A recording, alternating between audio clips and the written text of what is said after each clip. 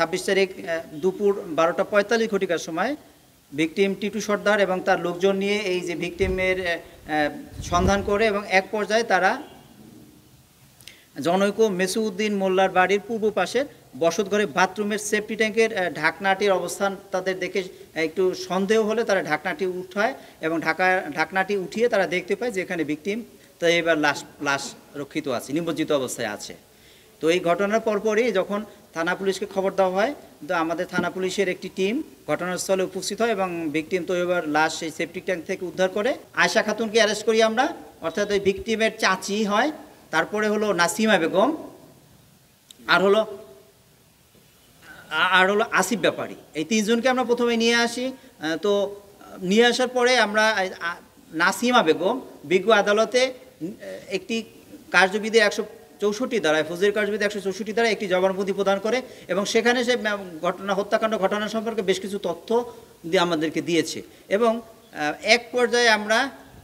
নাসিমার দেওয়া স্বীকারোক্তির মোতাবেক আমরা শাহনাজ বেগম, যে বাড়ি থেকে মূলত এই লাশ উদ্ধার করা হয়েছে, শাহনাজ বেগম স্বামী হলো দেলোয়ার মোল্লা, তো তাকে আমরা গ্রেপ্তার করি এবং গ্রেপ্তার করার পরে সে ঘটনার সংক্রান্তে প্রাথমিকভাবে একটা আমাদেরকে ধারণা দেয় এবং সে স্বীকার করে যে কি হয়েছে এবং তার স্বীকারোক্তি মোতাবেক যে ভিকটিম তৈয়বার কানে ছিল, কানের দুল ছিল, তো সেই দুলটি সে স্বীকার করে যে সে বালার বাজারে অবস্থিত একটি